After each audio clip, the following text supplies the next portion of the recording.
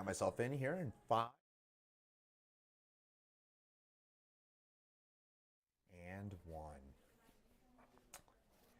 Hey, thanks so much for joining us here on 9 News Plus on yet another stormy day ahead for us here on this Thursday, July the 20th. Looks like we'll be dealing with widespread strong to severe thunderstorms that'll be impacting the metro area in the next, I would say, beyond a few minutes at this point, a few hours at this point, and saying we're probably looking at those storms moving their way on into the west side of the metro area in the next few minutes. And for a bit more about what you can expect today, and also a bit more of kind of a broad context weather discussion, now joined by my colleague, meteorologist Cory Reppenhagen, who is on the south side of the metro area, starting to see those first storms flare on up. And Cory, first of all, where exactly are you? First of all, and then second of all, what are you expecting in terms of that severe weather risk for today? Hey, Chris, I'm up here in Lone Tree, just above the Cabela's, and I'm watching the initial storms starting to fire here. At least the latest wave of storms. We had storms this morning, but we're going to have dealing with several waves of storms today. And you can kind of see back behind me here. That's looking back towards the conifer evergreen area up into the foothills. There's a cell that's really starting to get its act together. So what I'm expecting, well, let's just say that I'm a little concerned because of the ingredients that we have available today. Once again, moisture levels, the humidity is off the charts once again, with dew points up above 60 degrees here in the metro. That is always a concern. And then we have a shortwave trough inbound that is going to kind of add a little bit of a storm front interaction with all that kind of moisture that's streaming up from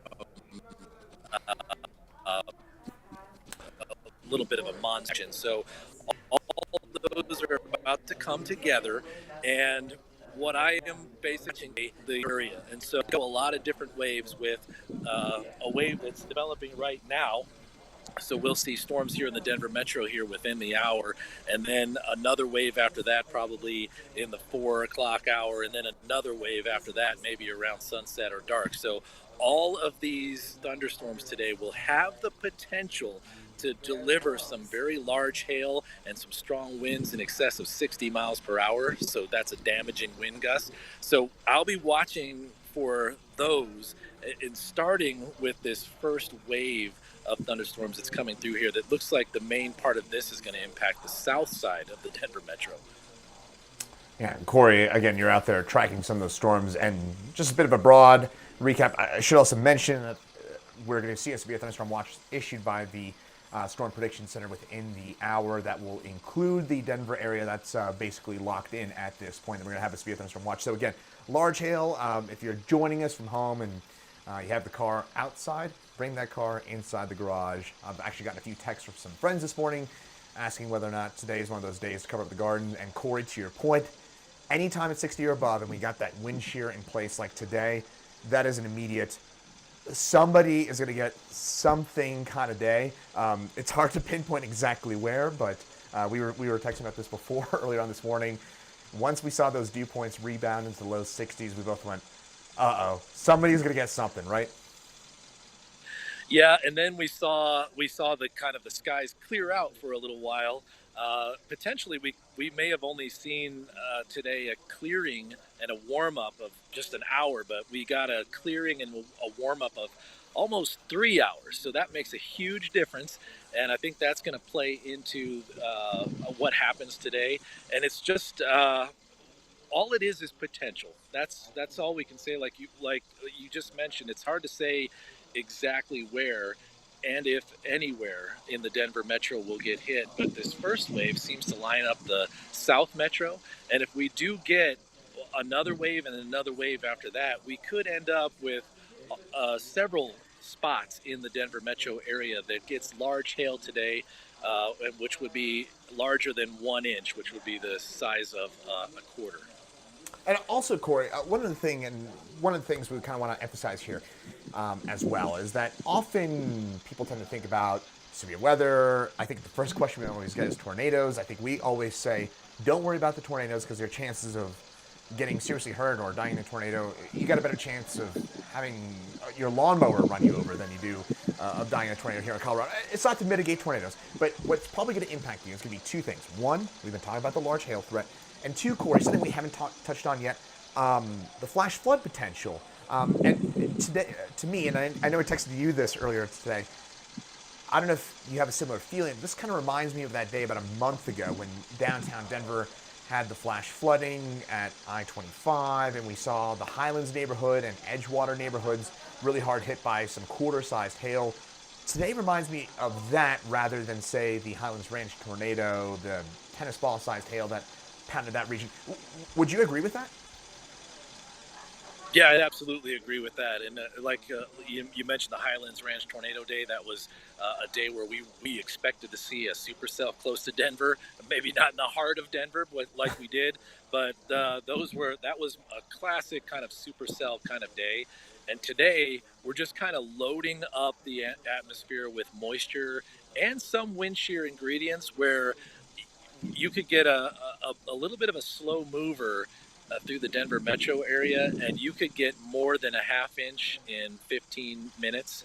You could get close to an inch in 15 minutes, and that's the type of rainfall that really causes a huge issue. The only difference between today and that big kind of what we call the kind of today, this year's downtown flood day and some of those other days in late May and early June was that we have had now about a week or a week and a half of intense evaporation ahead of this storm, whereas those other storms were back to back to back to back, and the water just had nowhere to go.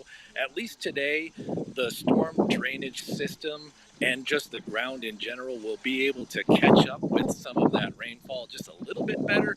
But we're with that amount of moisture available, we're still looking at the potential to get more than a half inch of rain in less than 15 minutes and even more. So it doesn't matter how receptive the ground and the drainage system are when you get that type of moisture. There's just nowhere for the water to go that fast. Yeah, when you get 10% of your average annual precipitation in 20 minutes is a problem here in the high desert. I guess final thing here, Cory, that I want to emphasize. I know we've been focusing on the metro area. Our friends in eastern, southeast Colorado could be in for perhaps an even, I think, worse day. I think that flash flood potential certainly ramps up as you get east and south of Denver, Elbert County, Lincoln County on south and east of those areas.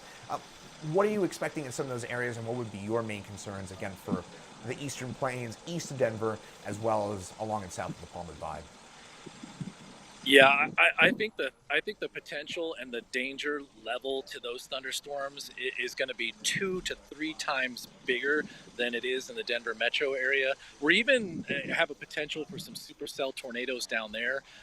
So we're looking at tornadoes. We're looking at hail. Probably, if we can reasonably expect 1 to 1.5 inch hail here in the Denver metro area, we're looking at hail larger than 3 inches down there, and like you mentioned, Albert County, Lincoln County, as far as our core viewing area goes, is where I'd be concerned for that. So I really do think that those storms down there, just on the south end of the Palmer Divide, and just towards the eastern, the southeast plains, just ahead of that area, I really think the threat of those thunderstorms is 2 to 3 fold what we're going to see here in the Denver metro area. So, I guess big takeaway here, Cory. It's one of those days. It looks like once again with that dew point we've been talking about. Once that magic number reaches 60 degrees, we go uh-oh. And we've had some of that clearing. You mentioned a bit more than probably what we anticipate. We've got the wind shear. We've got the ingredients in place for some severe storms. So I'll defer to you here, Cory, one more time in terms of what you would advise people. But I think it's safe to say that today is another one of those days where we need to use all those hail precautions, cover up the garden, and that includes the metro area, correct?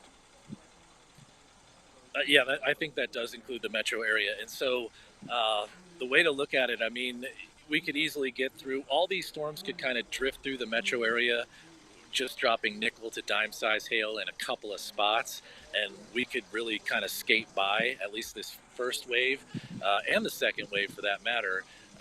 But we've seen so many times with the way that the terrain in the Denver metro interacts with air that's coming upslope. so you get a little bit of a circulation, you get a little bit more lift from the angle of the foothills, and with the dew points up above 60, you just have to be concerned, and you have to let everyone know that about that concern, even though we know there is a potential for all these storms to kind of drift across the metro and not fire up to extreme strength until they get to the east side of the metro. But with the ingredients that we have and just the terrain interaction here in the Denver metro area, it doesn't take much. I mean, it takes very little at all when you have these ingredients to just kind of get those storms ramped up. So we're talking about potential once again here today, and I think there's just enough potential to raise that level of concern in the metro just a little bit, one more notch up. Absolutely. Well, I know you'll be tracking it. In fact, the next few minutes, I'm going to be heading out the door tracking these storms as well. So we'll be tracking them all afternoon for you here on 9 News Plus. 9 News at 4 to 5. Cory and I will be tag teaming some of the coverage here of this severe weather. So just make sure to have a way to get those weather warnings and keep it here on 9 News Plus. But in the meantime, Cory, thanks so much for joining us here on 9 News Plus, and stay safe out there today. Yep, we'll see you out there, buddy. See you, Cory. And once again, thanks again for joining us here on 9 News Plus. We'll have continued coverage of our severe weather threat throughout the course of the rest of your Thursday. Stay safe out there, everybody.